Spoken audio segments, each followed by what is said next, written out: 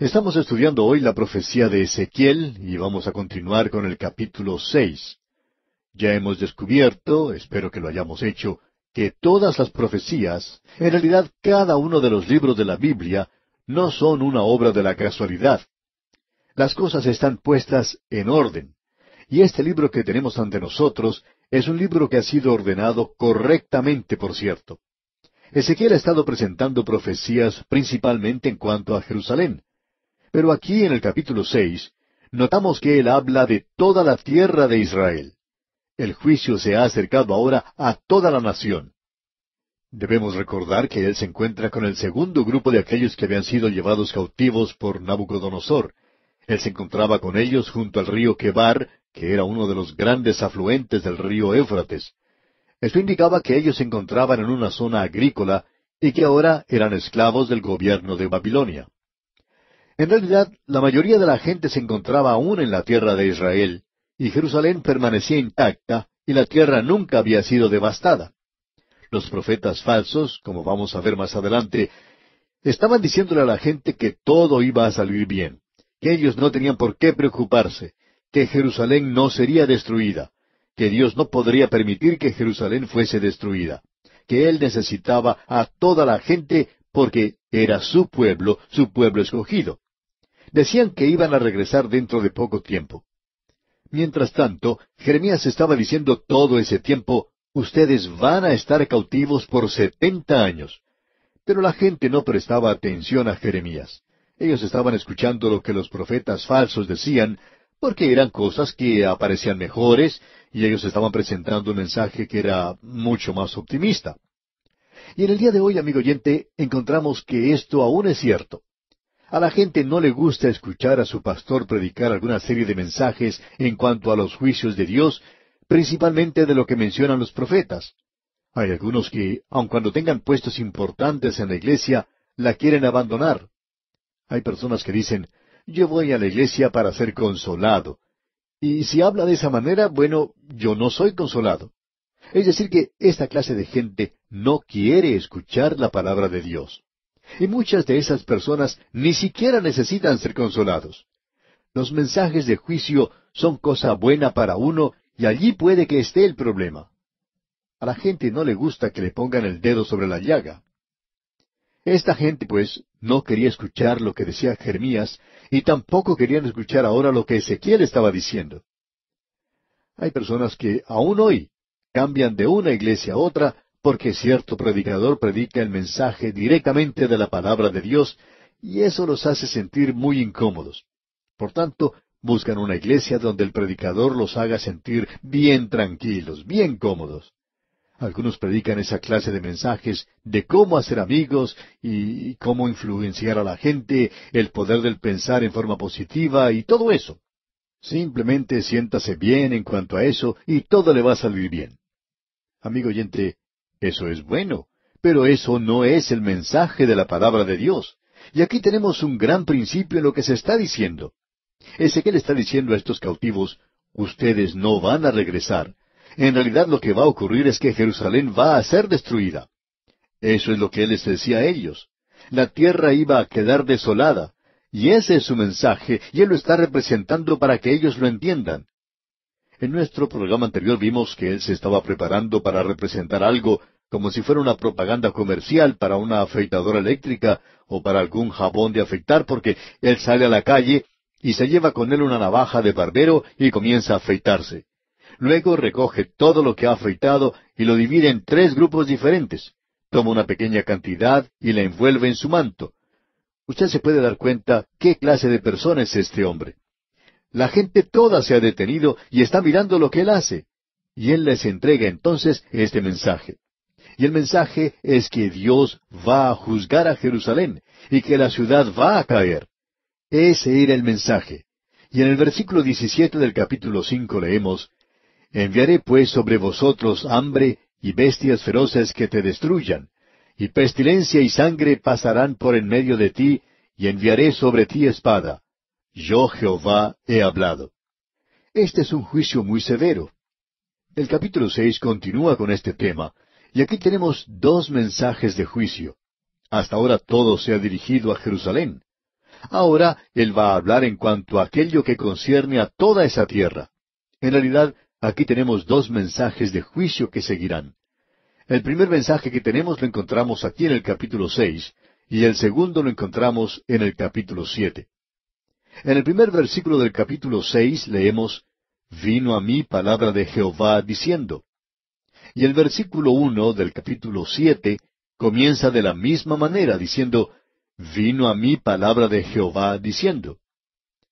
La gente estaba acusando a Ezequiel, pero Ezequiel les está diciendo, yo no les estoy diciendo a ustedes lo que yo creo, ni lo que espero que suceda, ni lo que me gustaría ver que suceda. Yo les estoy diciendo lo que Dios dice.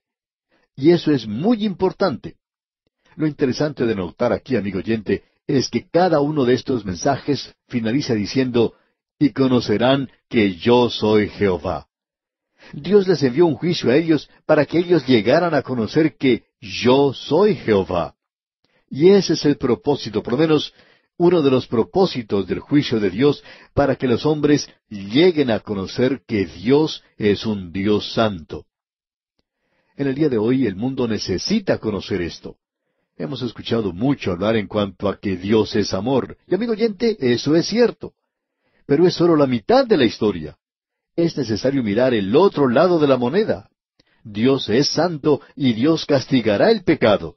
Y si usted se aparta en desobediencia de Él y le niega y no acepta su salvación, y si usted no cree que Él le ama a usted y ha provisto una salvación para usted, entonces solo queda una alternativa. Y esa alternativa es el juicio. Eso es algo importante de ver de parte de los hombres hoy. Lo interesante de ver es que la gente hoy está tratando de justificarse o de presentar excusas en cuanto a sí mismos. La gente no quiere reconocer que es pecadora y acusa a Dios por eso. En realidad la gente está tratando de hacerlo desaparecer a Dios del universo y de dejarlo a un lado y decir que Él no está allí. En cierta ocasión, hace ya muchos años, un joven hebreo que era el capellán de la Universidad de Pittsburgh, allá en los Estados Unidos, hizo cierta declaración. Todo lo que él dijo estaba basado en esto, que el Dios de la Biblia hebrea es demostrado como un protector fiel de su pueblo escogido. Pero aún así, 6 millones de judíos murieron a manos de los nazis. Este joven dijo, el creer en el Dios del pacto hoy indica afirmar que su creador, es decir, el creador de la nación de Israel, usó a Adolfo Hitler como la vara de su ira para enviar a su pueblo a los campos de muerte. Y yo me veo incapaz completamente de creer una cosa así. Aún el salto de fe de los existencialistas no puede resucitar a este Dios muerto después de Auschwitz. Él dice aquí que la muerte de Dios es un hecho cultural que es innegable. Pero no hay ninguna razón para ponerse a bailar en el funeral. Es decir, que de una manera seria y triste, él llega a la conclusión de que no hay Dios, porque el Dios del pacto, bueno, él protege a Israel y nunca permitiría que nada sucediera a su gente. Pero amigo oyente, este joven nunca tomó en consideración, como lo hizo Ezequiel, que puede haber algo malo con la gente, que pueden haber dado sus espaldas a Dios y que le han negado, aun cuando ellos habían recibido un privilegio especial, y que cuando un privilegio especial se tiene, esto crea una responsabilidad y que ellos no habían podido cumplir con esa responsabilidad. Usted puede apreciar, pues, que esa clase de razonamiento existe alrededor nuestro hoy. Ahora, lo que Ezequiel está diciendo aquí es que Dios ha enviado esto, que Él va a confirmarle a usted que Él es el Dios Santo y que eso es una cosa terrible. El apóstol Pablo dijo, conociendo pues el temor del Señor, persuadimos a los hombres. Con estos antecedentes en mente, escuchemos lo que él dice ahora en el versículo 2 del capítulo 6, y cómo profetiza contra ellos. Esto indica que es para toda la nación. Leamos lo que dice entonces el versículo 2 de este capítulo 6 y también la primera parte del versículo 3. Hijo de hombre, pon tu rostro hacia los montes de Israel y profetiza contra ellos. Y dirás, montes de Israel, oíd palabra de Jehová el Señor. Esto de montes en la Escritura se usa retóricamente y habla del gobierno. Pero uno tiene que determinar si esto es literal. Creemos que aquí él está hablando en cuanto a la tierra. Se está refiriendo donde se encuentra el polvo, lo sucio de la tierra. Notemos lo que dice el versículo 3. Y dirás, montes de Israel, oíd palabra de Jehová el Señor. Así ha dicho Jehová el Señor a los montes y a los collados, a los arroyos y a los valles. He aquí que yo haré venir sobre vosotros espada, y destruiré vuestros lugares altos. Ahora, ¿qué es lo que está diciendo? Bueno, en aquella nación, debajo de toda clase de árboles, se encontraba un altar pagano. Y alrededor de ese altar tenía lugar la inmoralidad más vergonzosa. Eso es lo que los paganos hacían, los gentiles. Pero ahora, esta nación, el pueblo escogido de Dios, se ha entregado a hacer estas mismas cosas. Dios les está diciendo que se acerque el juicio. Y veamos lo que dicen los versículos 4 y 5 de este capítulo 6 de Ezequiel. Vuestros altares serán asolados, y vuestras imágenes del sol serán quebradas. Y haré que caigan vuestros muertos delante de vuestros ídolos. Y pondré los cuerpos muertos de los hijos de Israel delante de sus ídolos, y vuestros huesos esparciré en derredor de vuestros altares. Es una lástima que Israel no haya leído Ezequiel cuando se encontraba en Alemania, y en lugar de volverse a un hombre como Hitler, como hizo toda la nación, se hubieran vuelto al Dios vivo y verdadero y se hubieran familiarizado con el método de Dios en tratar con los hombres. Uno no obra ligeramente con Dios, amigo oyente. El juicio llega. Esto lo podemos apreciar con algunas naciones en el presente. ¿Han podido resolver sus problemas? No. Siguen amontonándose. ¿Por qué? Porque Dios juzga, amigo oyente. ¿Quién piensa usted que es Dios? ¿Un ancianito con barba larga sentado por allá en una nube, derramando lágrimas de cocodrilo? Amigo oyente, Él es un Dios santo. Y Ezequiel puede ver aquí estas ruedas dentro de ruedas, la energía de Dios yendo hacia adelante, y puede ver el fuego y el poder devastador del viento, que Dios avanza en juicio en el día de hoy sobre esta tierra en la cual vivimos. Amigo oyente, esto es verdaderamente una píldora amarga. Cuando el médico nos da una píldora amarga para tomar, uno sabe que ese es un remedio y que le puede ayudar. Y pensamos que hoy necesitamos tragar esta píldora amarga que tenemos ante nosotros. Estamos tratando con un Dios santo, nos guste esto o no nos guste.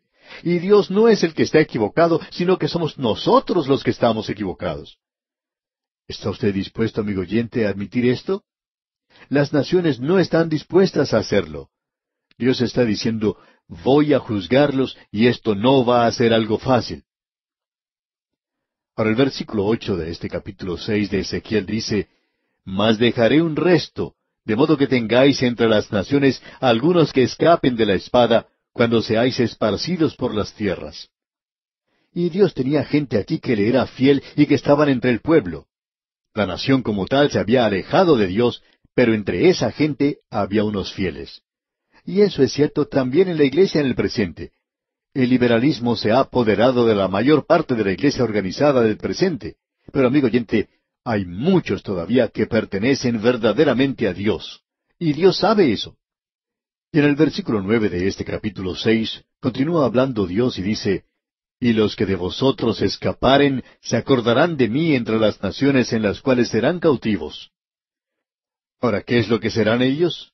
Testigos de Dios. Y leamos todo este versículo 9 que dice, Y los que de vosotros se escaparen se acordarán de mí entre las naciones en las cuales serán cautivos, porque yo me quebranté a causa de su corazón fornicario que se apartó de mí, y a causa de sus ojos que fornicaron tras sus ídolos, y se avergonzarán de sí mismos a causa de los males que hicieron en todas sus abominaciones.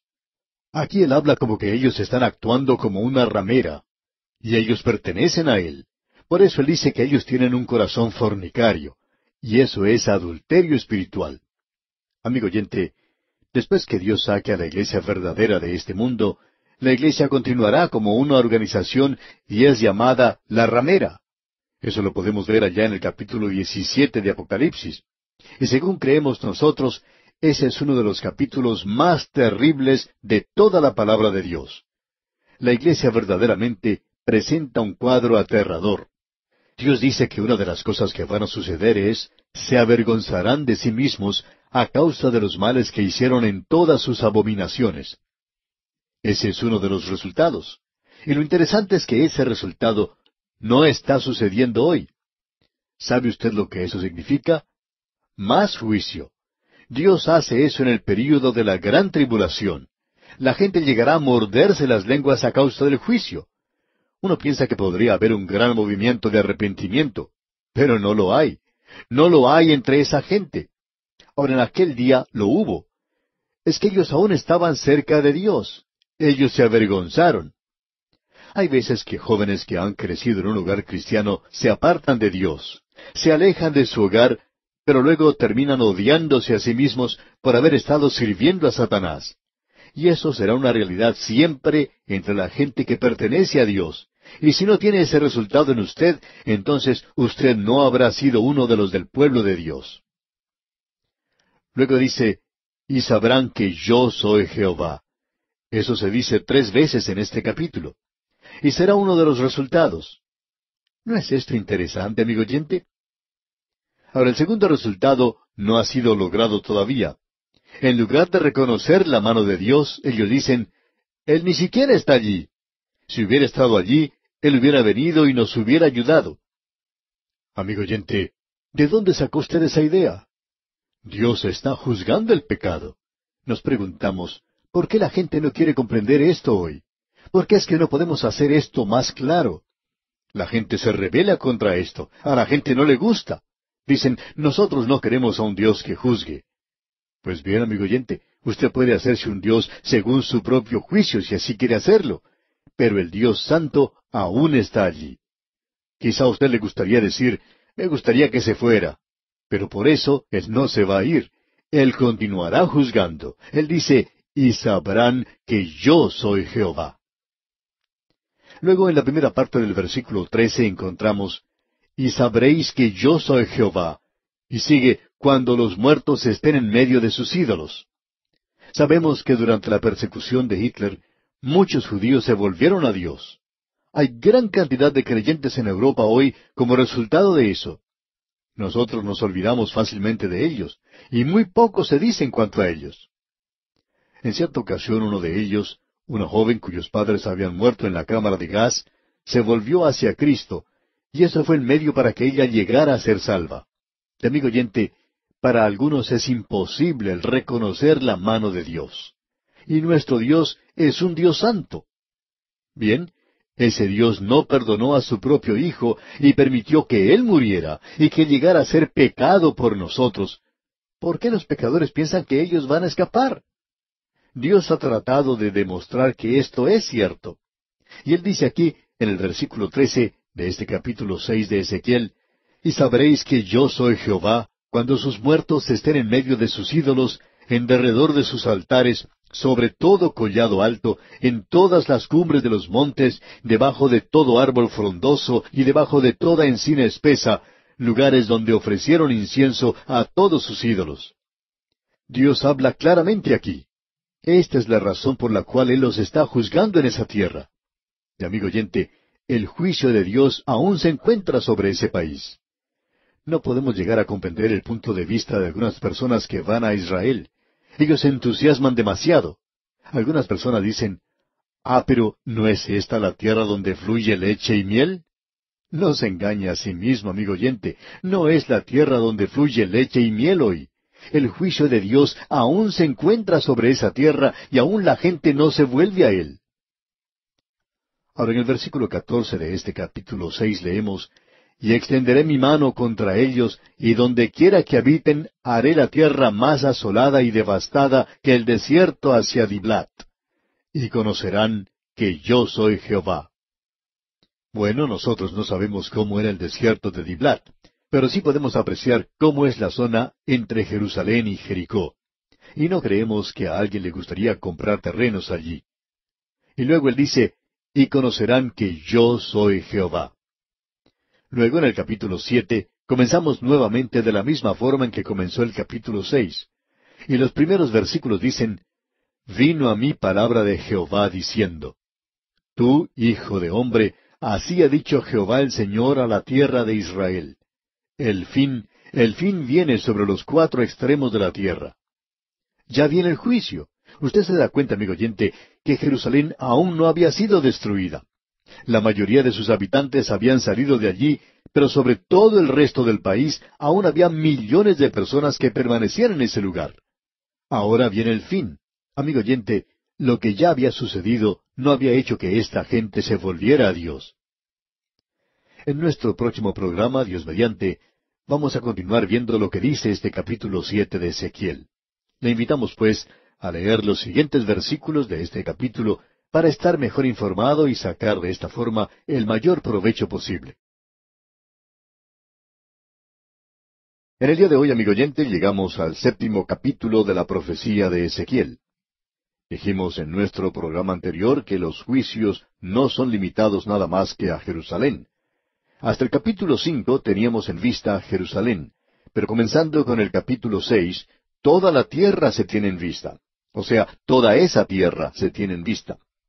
Hay dos mensajes que son presentados aquí y ambos mensajes comienzan con «Vino a mí palabra de Jehová diciendo». Así es que el profeta está dando a la gente lo que Dios tiene que decir.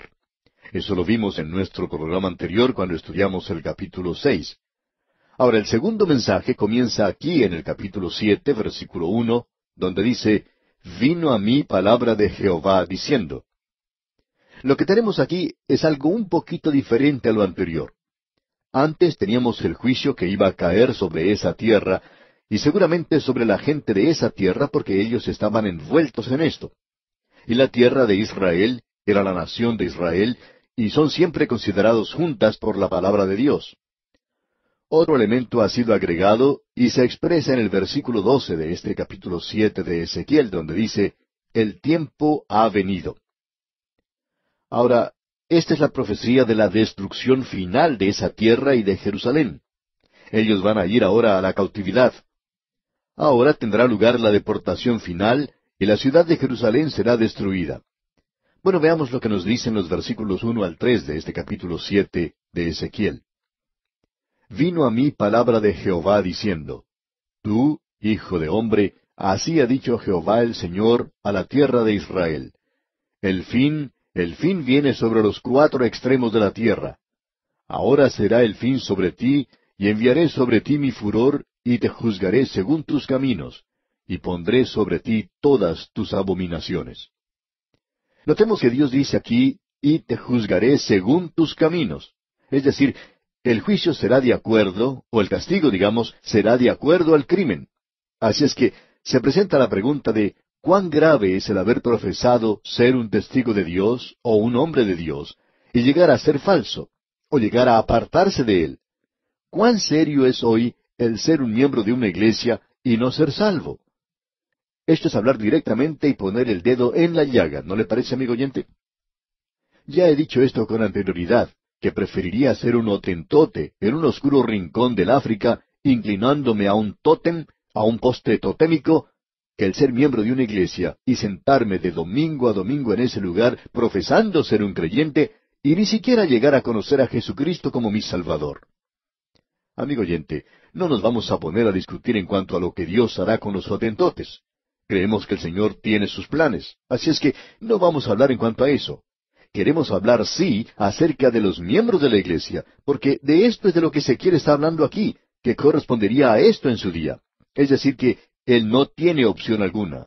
Y su responsabilidad es grande porque él ha escuchado la palabra de Dios. Y esta gente le ha dado la espalda a esto. Y usted, amigo oyente, si usted rechaza a Cristo y a la palabra de Dios, sería mejor que no escuchara esta transmisión. Esto es algo terrible de decir de nuestra parte, pero tenemos que ser honestos. Mientras más escuche usted, mayor será su responsabilidad ante Dios, de eso estamos seguros. Luego en los versículos 4 al 9 de este capítulo 7 leemos, «Y mi ojo no te perdonará, ni tendré misericordia. Antes pondré sobre ti tus caminos, y en medio de ti estarán tus abominaciones, y sabréis que yo soy Jehová. Así ha dicho Jehová el Señor. Un mal, he aquí que viene un mal. Viene el fin viene. Se ha despertado contra ti. He aquí que viene. La mañana viene para ti, oh morador de la tierra. El tiempo viene, cercano está el día de tumulto y no de alegría sobre los montes. Ahora pronto derramaré mi ira sobre ti, y cumpliré en ti mi furor, y te juzgaré según tus caminos, y pondré sobre ti tus abominaciones. Y mi ojo no perdonará ni tendré misericordia, según tus caminos pondré sobre ti, y en medio de ti estarán tus abominaciones. Y sabréis que yo, Jehová, soy el que castiga. Aquí tenemos un pasaje de las Escrituras realmente tremendo. Y nos atrevemos a decir que hay muy pocas personas que se atreven a tratar con esta sección de la palabra de Dios. Para muchas personas, es un pasaje completamente en blanco. Ahora alguien quizá diga, bueno, eso pertenece al Antiguo Testamento y es diferente. Bien, amigo oyente, este lenguaje utilizado aquí es algo suave si uno lo compara con lo que se dice allá en Apocalipsis. Y luego uno puede leer lo que el Señor Jesús dijo en cuanto a los líderes religiosos de su día, allá en el capítulo 23 del Evangelio según San Mateo y en otros lugares. Amigo oyente, lo que Ezequiel está diciendo es algo suave en comparación con esas otras declaraciones, y las otras se encuentran en el Nuevo Testamento. Anteriormente hablamos de un joven judío que quería dejar de lado al Dios Santo. ¿Por qué? Porque él no podía reconciliar a Dios con el hecho de lo que sucedió con los 6 millones de judíos. No vamos a entrar en ningún detalle en cuanto a esto, pero queremos decir lo siguiente, que eso debería ser una advertencia hoy para la iglesia de Dios. ¿Juzgará a Dios? Amigo oyente, lo interesante de notar aquí es que sí lo hará. Es por eso que el apóstol Pablo dijo, conociendo pues el temor del Señor, persuadimos a los hombres. Hay muchas personas hoy que están, por así decir, jugando a la iglesia. No existe esa dedicación completa al Señor Jesucristo en el presente. Y esa es una tragedia del tiempo en que vivimos. No es el problema de que no haya suficientes miembros en las iglesias y que no haya creyentes en el presente. El problema es que hay demasiados que no son verdaderos, no son genuinos. Eso es lo que perjudica a la iglesia del presente. Alguien dijo, un miembro de la iglesia frío perjudica más la causa de Cristo que 20 ateos juntos. Y estamos de acuerdo con eso, amigo oyente. Y eso es exactamente lo que Ezequiel está diciendo, y este pasaje de las Escrituras, amigo oyente, es algo tremendo. Bueno, solo hemos leído hasta el versículo 9 de este capítulo 7 de Ezequiel, y vamos a leer un poco más ahora, porque hay cosas muy importantes en estos versículos.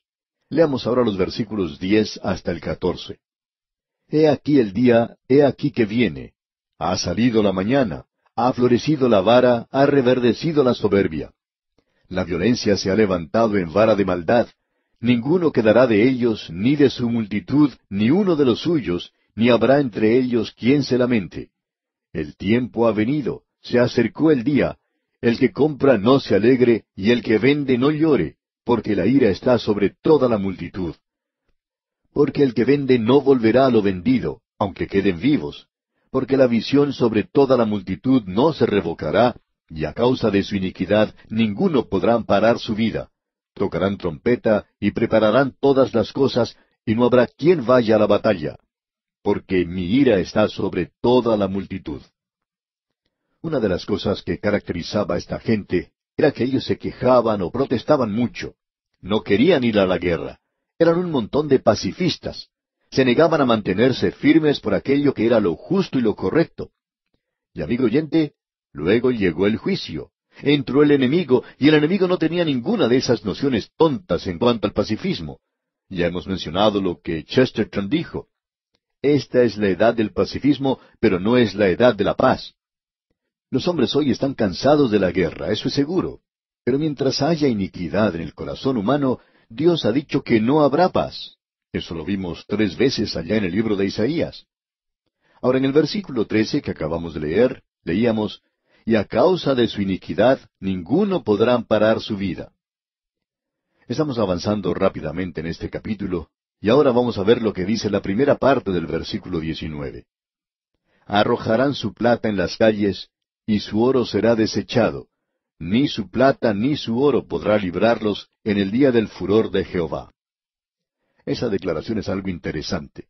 Nosotros pensamos que el dinero que se gasta en cantidades astronómicas a través de este mundo para obtener la paz no ha hecho nada de bueno, sino solo eso, gastar mucho dinero. Parecería que el dinero entonces no es la solución a los problemas de la vida. Es algo muy cómodo tener un poco de dinero, por supuesto, pero eso no va a resolver los problemas de la vida. Y eso es lo que Dios le está diciendo a esta gente. Ellos pensaban que el dinero que ellos habían acumulado los iba a proteger. Pero eso no era así. Leamos entonces los versículos 19 al 22 de este capítulo 7 de Ezequiel. Arrojarán su plata en las calles, y su oro será desechado. Ni su plata ni su oro podrá librarlos en el día del furor de Jehová. No saciarán su alma, ni llenarán sus entrañas, porque ha sido tropiezo para su maldad. Por cuanto convirtieron la gloria de su ornamento en soberbia, e hicieron de ello las imágenes de sus abominables ídolos, por eso se lo convertí en cosa repugnante. En mano de extraños la entregué para ser saqueada, y será presa de los impíos de la tierra, y la profanarán. Y apartaré de ellos mi rostro, y será violado mi lugar secreto, pues entrarán en él invasores, y lo profanarán. Ahora esto es tremendo, pero si usted quiere leer algo que es aún más tremendo que esto que vendrá, puede leer los capítulos 18 y 19 del libro de Apocalipsis. Allí se menciona la destrucción de la Babilonia comercial, el día cuando los hombres confiaban en los negocios de las grandes corporaciones y en el mercado de valores. La gente dependía de los hombres de negocios que les decían que todo iba a resultar bien. Pero no fue así. Eso no los salvó. No los libró en la época cuando necesitaban liberación.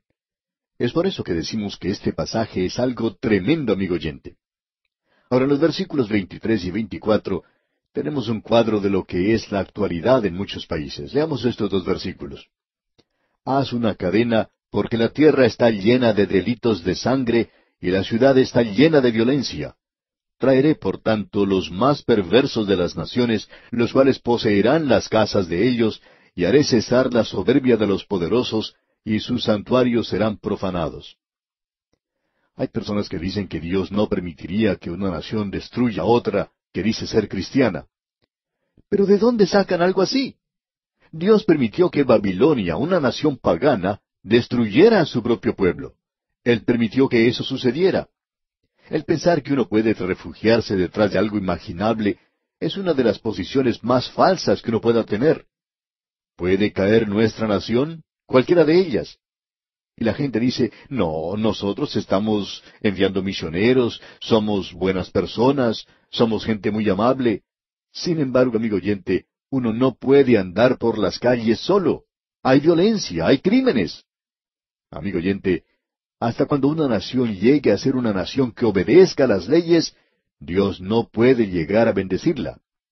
Eso es lo que Él dice aquí. Amigo oyente, la gente no lee el libro de Ezequiel.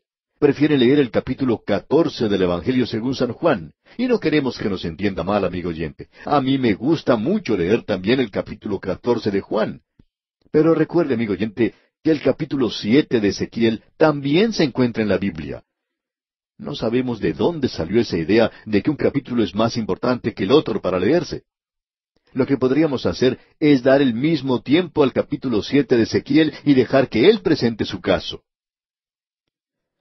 Bueno, vamos a dejar esto en este punto en particular porque este capítulo es algo verdaderamente tremendo.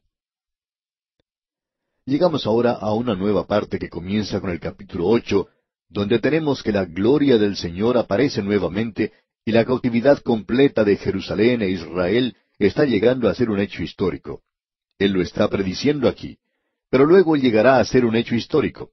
Luego veremos que la gloria se aparta del templo. Y queremos hablar en cuanto a esto cuando lleguemos a este punto porque es algo muy importante. El capítulo 8 comienza con esto. Aquí tenemos otra visión de la gloria. Esta visión lleva a Ezequiel a Jerusalén. La gloria de Dios aparece en el templo de Jerusalén. Y aquí tenemos una pregunta lógica. ¿Fue transportado realmente Ezequiel a Jerusalén? Vamos a presentar nuestro punto de vista aquí porque esto es algo en lo cual no creemos que ninguno de nosotros pueda ser dogmático. Hemos leído varias explicaciones y ninguna está de acuerdo con la otra. Una de ellas es que él se encontraba junto al río Quebar y que él simplemente vio una visión. Ahora, no aceptamos eso. Luego hay otros que dicen que él literalmente fue a ese lugar y que estuvo caminando y que vio todo esto. Tampoco aceptamos esto. Creemos que eso es algo similar a la experiencia que el apóstol Pablo tuvo.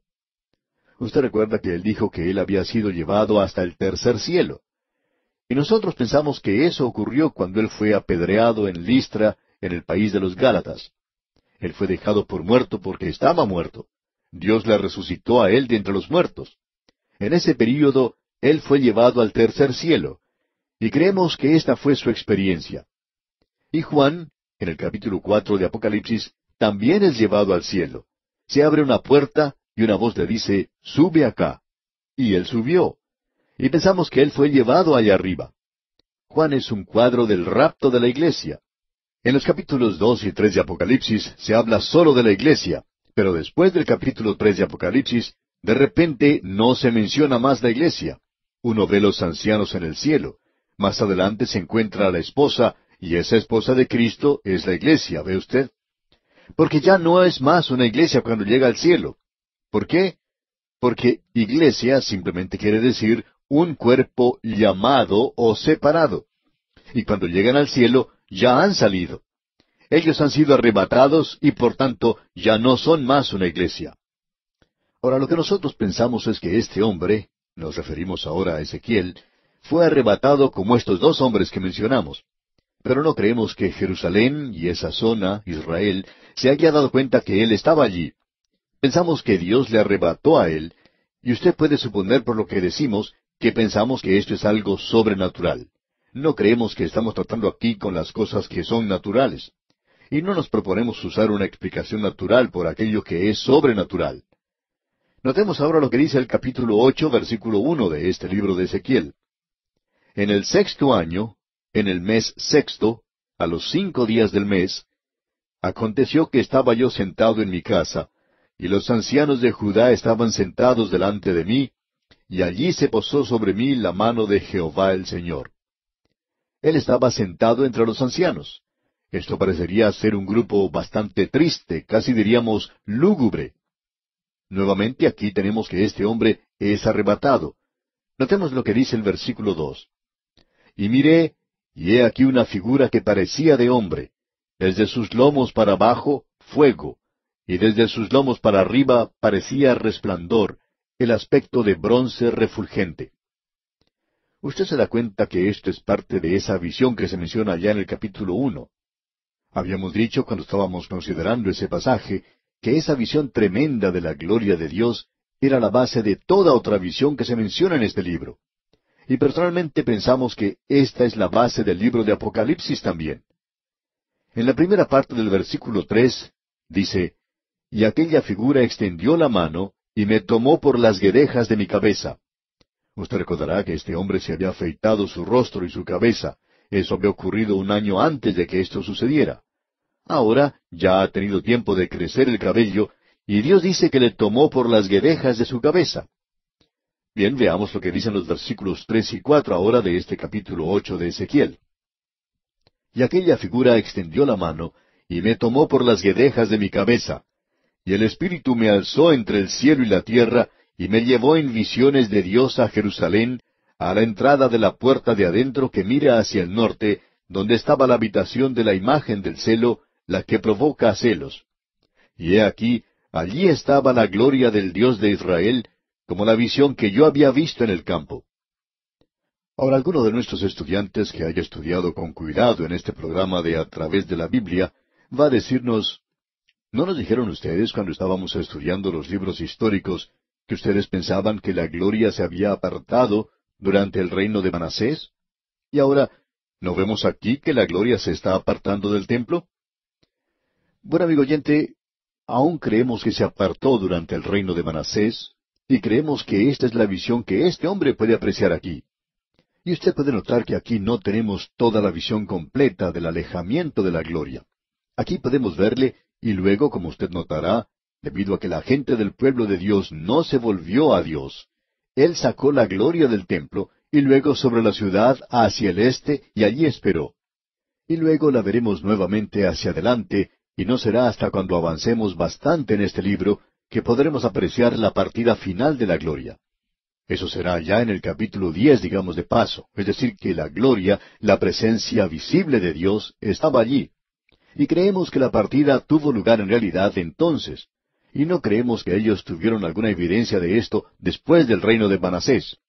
Pero se le presenta aquí a este profeta Ezequiel para demostrar que Dios es misericordioso. Y Dios estaba listo.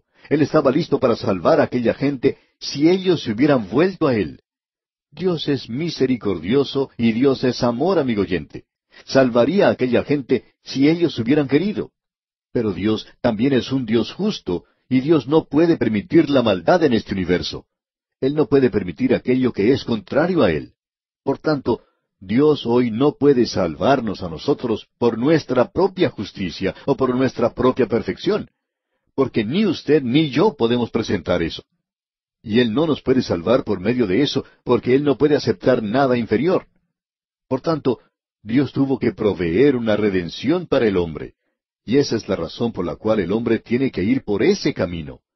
De otra manera, usted y yo tenemos una naturaleza, la naturaleza vieja, que está en rebelión contra Dios. Dios no va a permitir eso en su universo.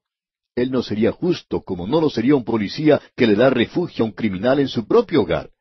Eso ni siquiera se menciona. En este día, amigo oyente, volvemos al capítulo 8 de este libro de Ezequiel, y nos encontramos en una nueva sección de este libro. Esto contiene una serie de visiones del profeta. Y, amigo oyente, ya hemos podido apreciar varias de las visiones que tuvo este profeta Ezequiel, por cierto que son cosas bastante sobresalientes y sorprendentes.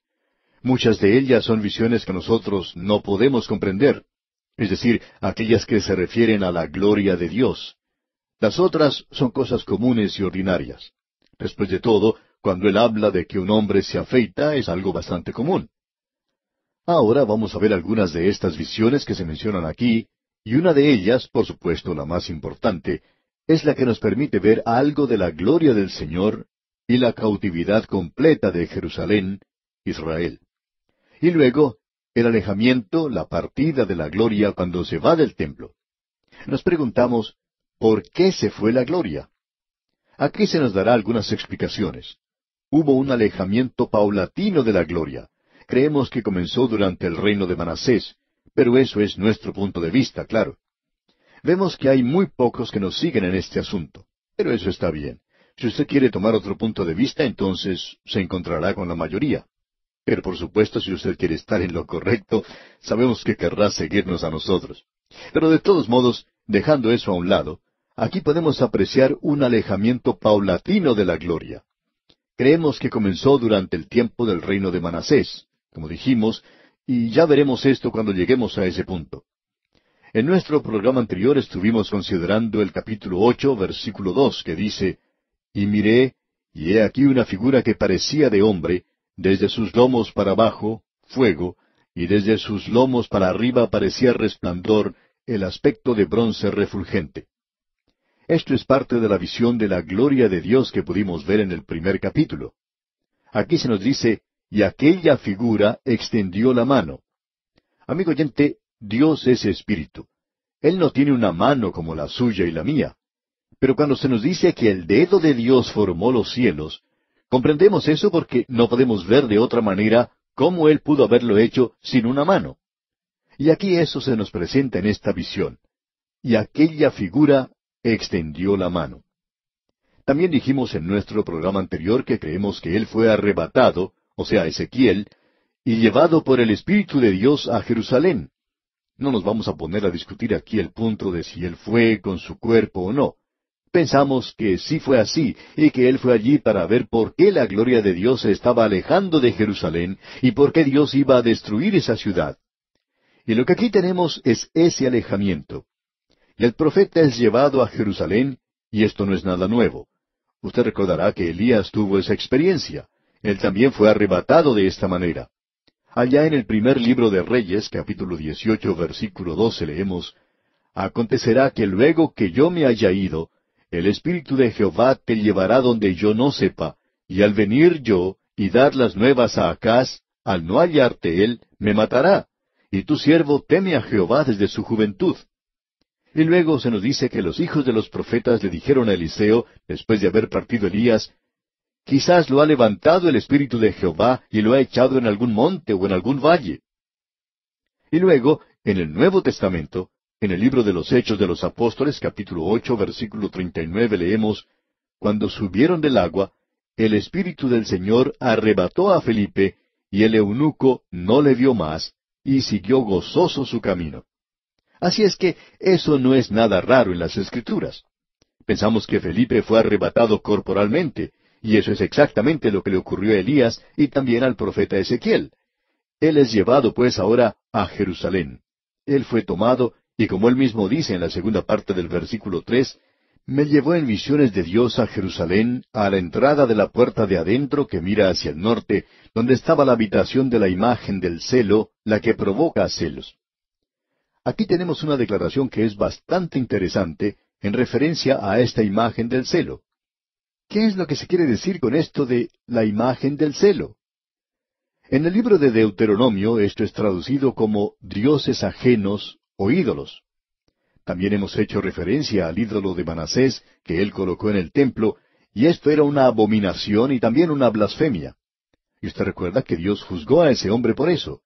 Esa fue llamada la imagen del celo, y eso creemos es lo que se tiene aquí. Ese viejo ídolo que había sido colocado en algún rincón o guardado en alguna parte, se saca ahora y se coloca en un lugar prominente. Y en Jerusalén, aquellos que habían permanecido allí deberían haberse vuelto a Dios en arrepentimiento, pero ellos ahora están adorando a ese ídolo. Ahora eso no era todo lo que estaba sucediendo allí. El templo había sido profanado.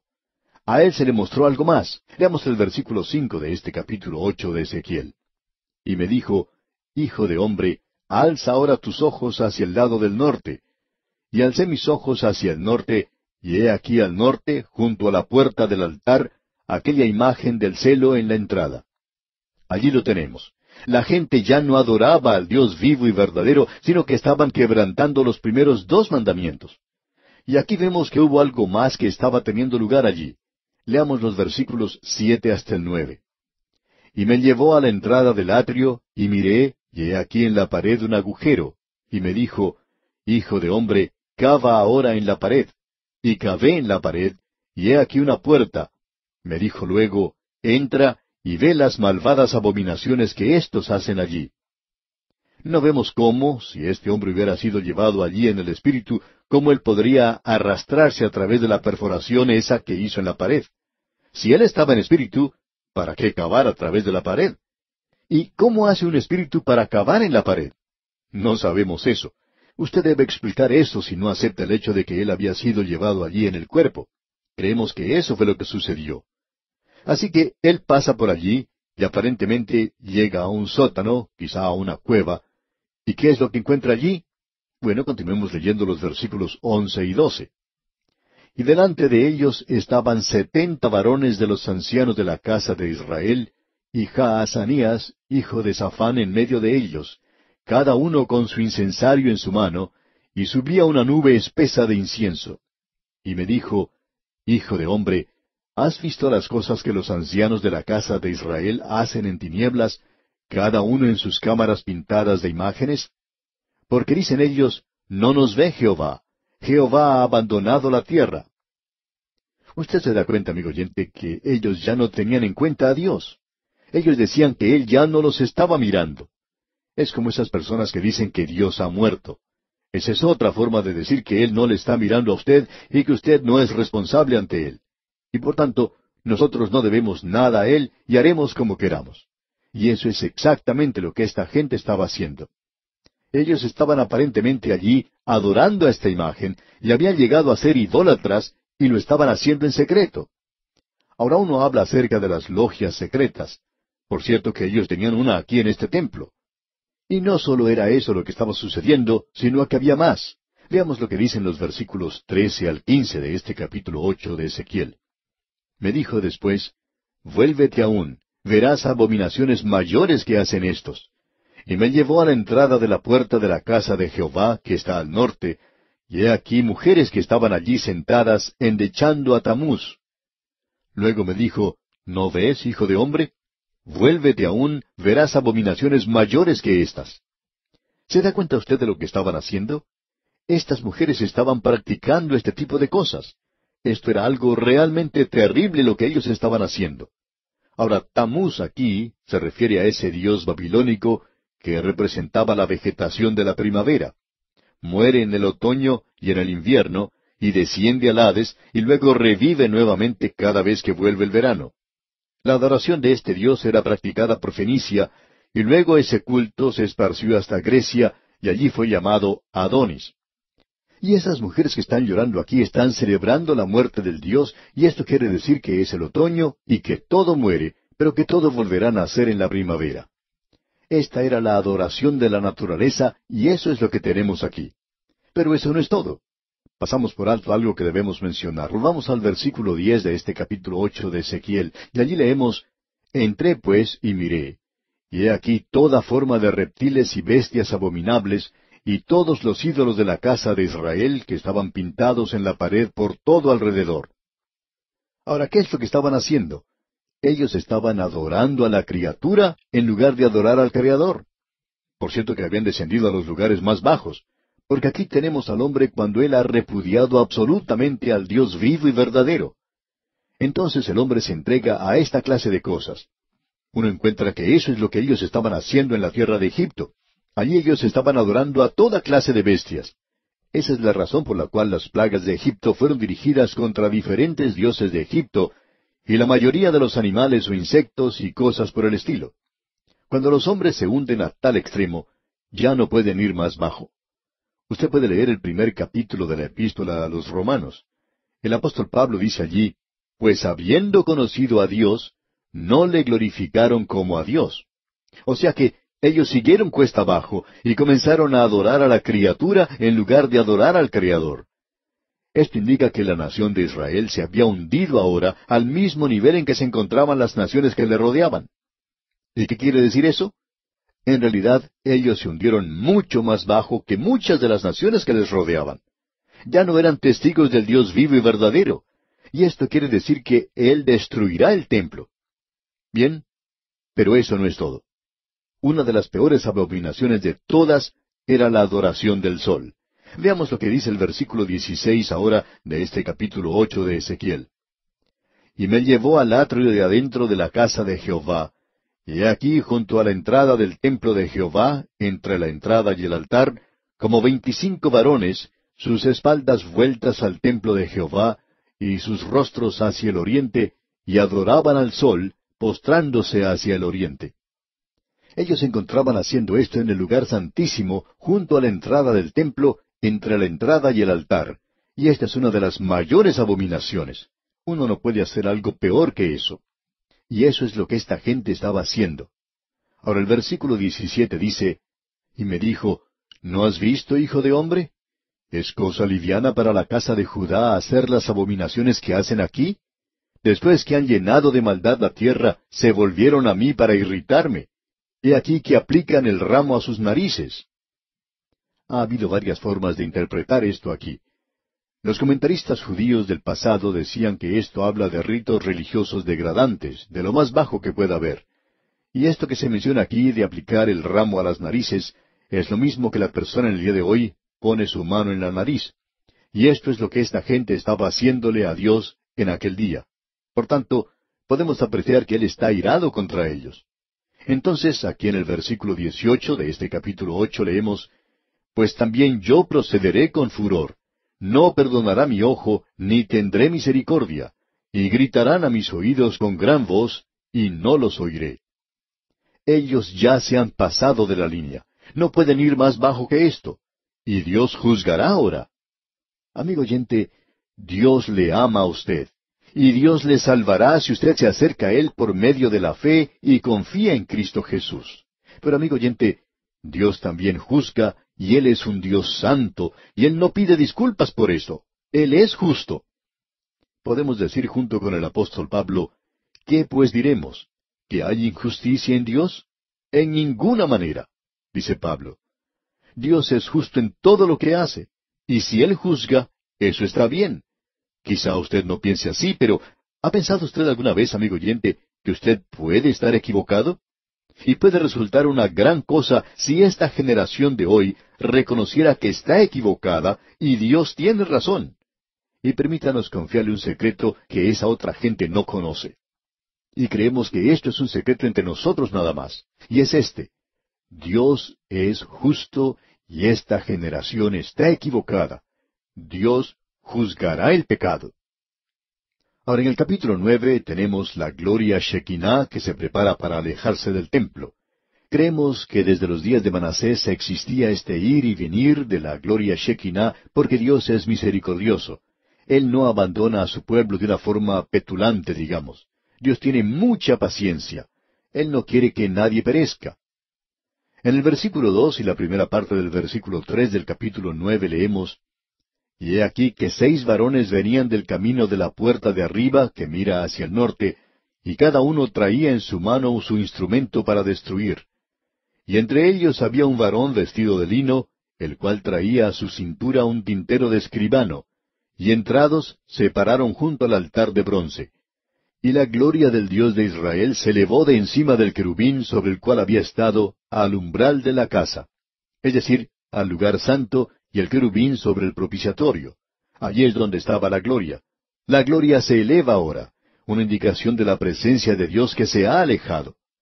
Luego, siguiendo nuestra lectura en el versículo 3 y también en el versículo 4, dice: Y llamó Jehová al varón vestido de lino que tenía a su cintura el tintero de escribano, y le dijo Jehová: Pasa por en medio de la ciudad, por en medio de Jerusalén, y ponles una señal en la frente a los hombres que gimen y que claman a causa de todas las abominaciones que se hacen en medio de ella.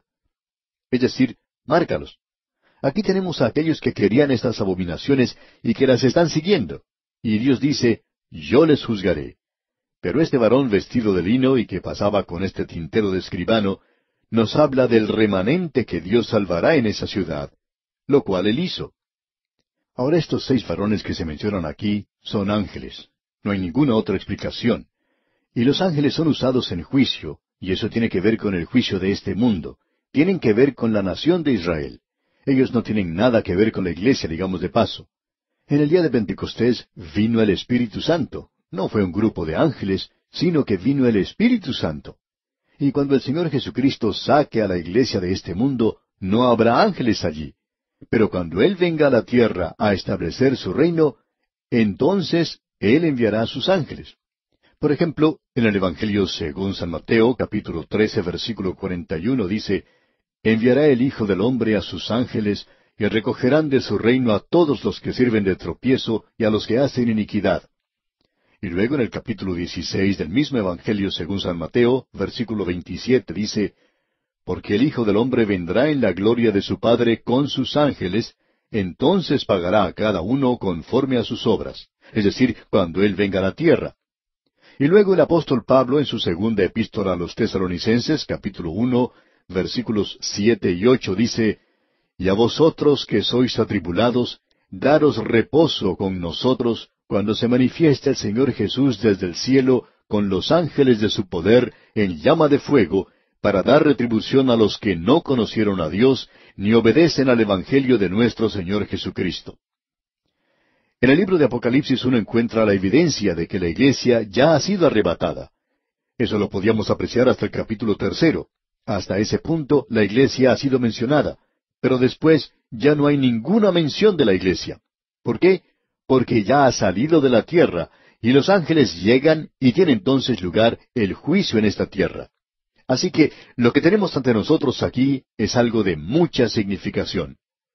Luego él dice en el versículo 9 de este capítulo 9 de Ezequiel: Y me dijo: La maldad de la casa de Israel y de Judá es grande sobremanera, pues la tierra está llena de sangre, y la ciudad está llena de perversidad, porque han dicho: Ha abandonado Jehová la tierra, y Jehová no ve.